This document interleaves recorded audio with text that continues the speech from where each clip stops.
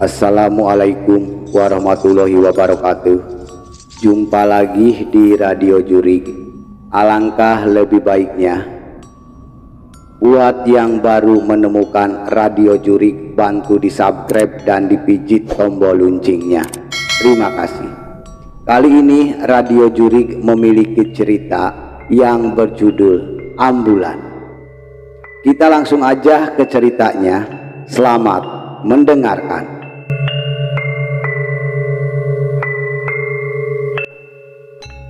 Tap, tap, tap. Terlihat seorang gadis yang berlari tergesa-gesa di tengah rintiknya hujan.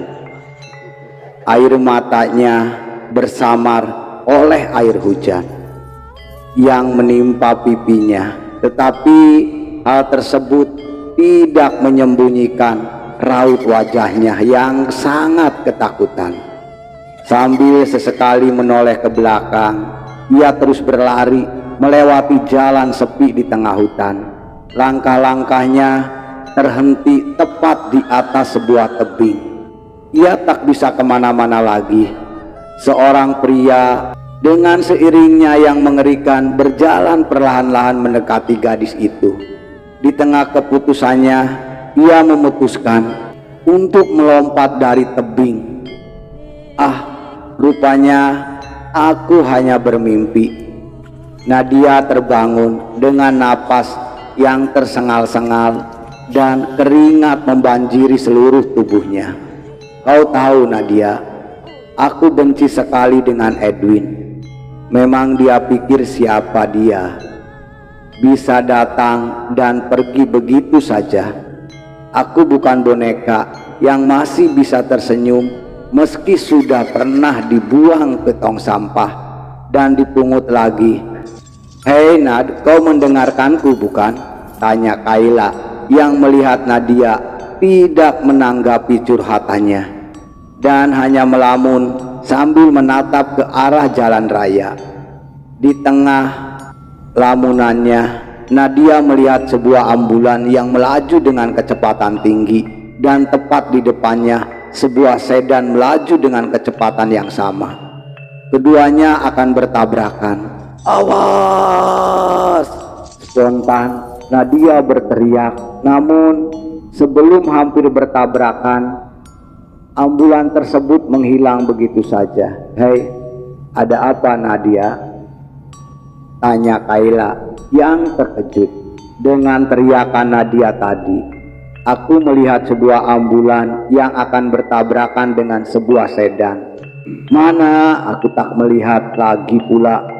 Jalanan juga sedang macet, kata Kayla sambil celingukan. Nadia berlari menuju kampus. Meninggalkan Kayla, ia masuk ke toilet, menyalakan keran, lalu membasuh mukanya. Oh, tak apa-apa kan Nad? Kayla masuk menyusul Nadia. Tidak, aku baik-baik saja. Aku baik-baik saja, Kay. Aku tahu kamu orang yang tertutup. Aku juga tidak bermaksud untuk ingin tahu. Aku hanya khawatir akhir-akhir ini aku sering melihat kau melamun semenjak. Sudahlah Kayla, potong Nadia. Sudah ku bilang aku baik-baik saja, bentak Nadia. Oke, baiklah. Kalau memang begitu. Kayla mengalah, lalu meninggalkan Nadia. Malam ini Nadia kembali bermimpi. Ia berada di tengah hutan yang sangat gelap dan sepi. Tidak beda jauh dari mimpinya yang semalam. Dari kejauhan ia melihat sosok laki-laki berseragam putih. Jantungnya berdebar dengan cepat. Baru saja ia ingin berlari, tetapi sebuah tangan terasa mencekik lehernya. Laki-laki tersebut hanya berjarak beberapa sentimeter dari dirinya. Wajahnya gosong dan kedua bola matanya yang tidak ada, sehingga menimbulkan lubang hitam yang sangat menyeramkan. Nadia masih berusaha untuk melepaskan tangan laki-laki tersebut dari lehernya, dan akhirnya berhasil. Ia segera berlari menjauh Namun laki-laki tersebut berhasil mendapatkan kembali Nadia. Ia menarik tangan Nadia dengan keras sehingga kukunya yang panjang menembus kulitnya. Nadia mengerang kesakitan. "Mau kemana, Nadia? Kau adalah korban terakhir. Seharusnya kau sudah mati bersama teman-temanmu waktu itu." "Aku belum tenang. Jika korban terakhirku belum mati, maka dari itu aku akan membunuhmu sekarang," ucap laki-laki tersebut. Ia memegang sebuah pisau bersiap membunuh Nadia. "Jangan, jangan, aku mohon, jangan." Nadia terbangun.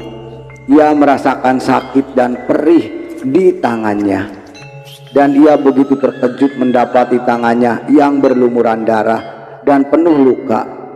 Segera ia menuju wastafel untuk membersihkan tangan. Lukanya terlihat begitu jelas, seperti bekas cakaran dan kulitnya yang agak sedikit robek.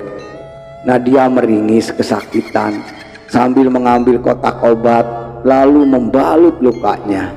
Pagi ini Nadia pergi ke kampus dengan tangannya yang diperban.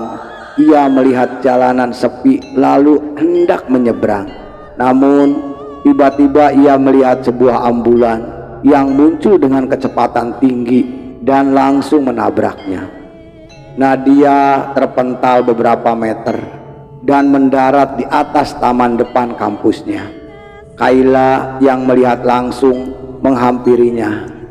"Hai, jangan melihat saja, cepat bawa ia ke rumah sakit," ucap Kayla kepada kerumunan orang-orang yang mengelilingi Nadia. Kayla terlihat begitu panik melihat sahabatnya yang sedang sekarat itu. Kayla menunggu di depan ruangan tempat Nadia dirawat. Sesekali ia mengintip melalui jendela yang tertutup setengahnya dengan gordeng hijau. Ia terlihat begitu cemas dengan keadaan Nadia. "Kau tahu apa yang terjadi pada temanmu?" Seorang lelaki berwajah cukup tampan dan perawakan tinggi menghampiri Kayla. Lalu dia duduk di sebelahnya. "Kau ini siapa?" tanya Kayla. Menggeriyitkan dahinya. "Perkenalkan, namaku Ardan," ucap laki-laki itu sambil menyodorkan tangannya. "Aku Kayla. Apa kamu enggak melihat apa yang terjadi dengan temanmu?" tanya Ardan kembali. "Aku hanya melihat Nadia tiba-tiba terpental begitu saja. Temanmu itu sebenarnya tadi ditabrak sebuah ambulan." "Ambulan? Kau ini bercanda. Tadi aku tidak melihat ambulan di sana." "Tentu saja kau tidak akan melihatnya. Ambulan ini bukan berasal dari dunia kita.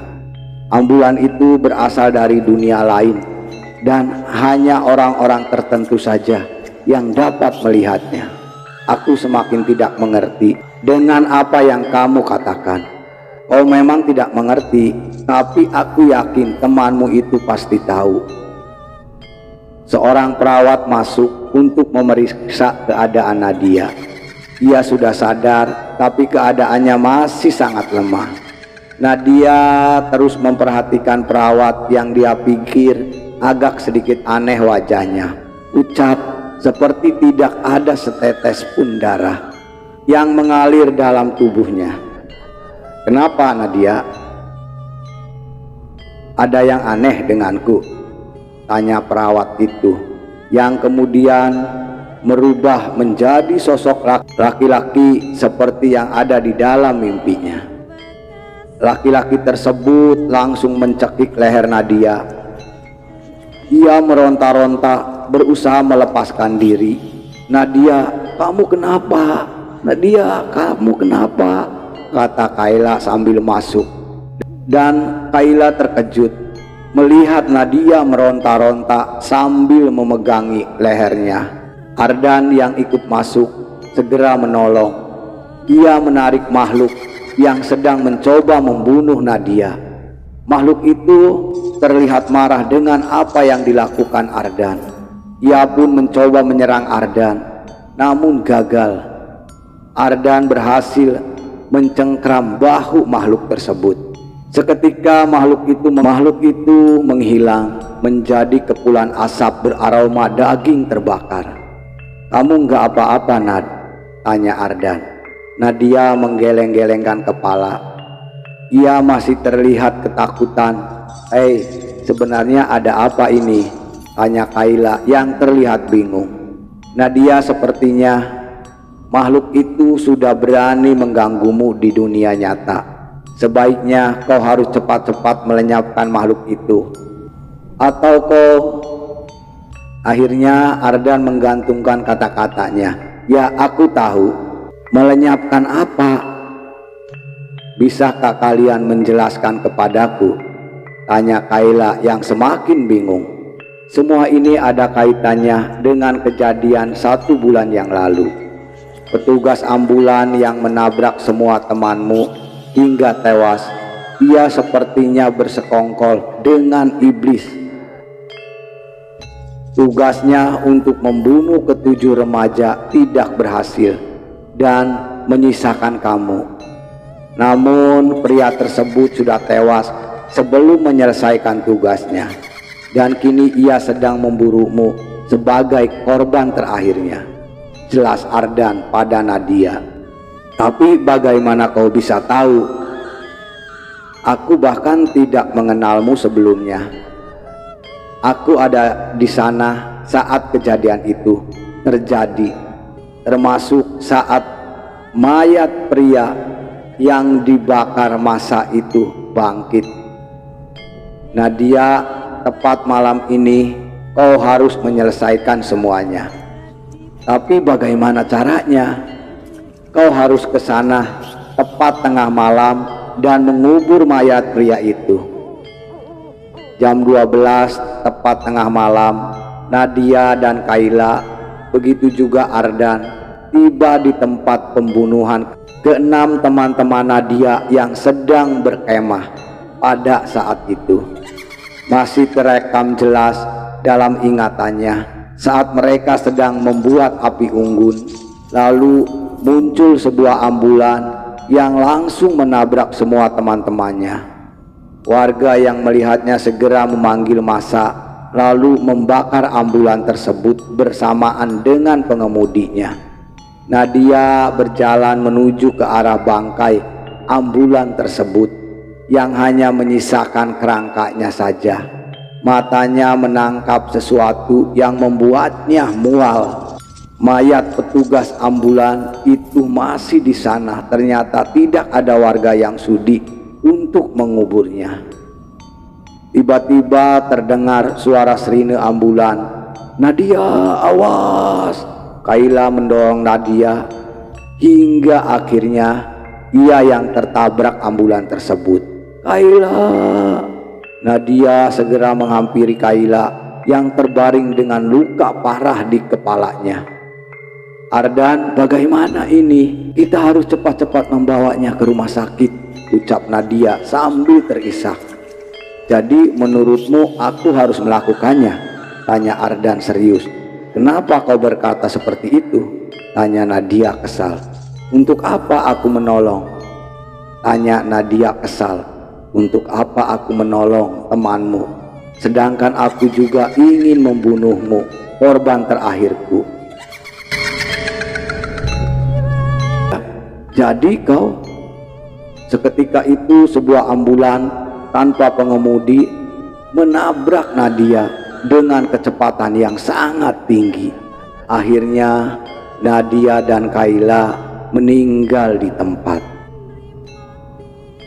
Jasadnya pun sampai sekarang tidak ada yang menguburkan, sehingga menjadi sebuah pertanyaan besar, ada apa dengan Nadia dan ambulan tersebut? Itulah cerita Radio Jurik yang memiliki judul yaitu Ambulan. Terima kasih buat teman Radio Jurik. Terima kasih buat teman Radio Jurik yang sudah mengikuti cerita-cerita Radio Jurik alangkah lebih baiknya Radio Jurik bantu di subscribe dan dipijit tombol loncengnya, agar teman Radio Jurik bisa mengikuti cerita-cerita Radio Jurik yang lebih seru dan lebih seram lagi. Terima kasih. Buat teman Radio Jurik semuanya, kami mengucapkan selamat beraktivitas dan tetap semangat. Hantu itu ada.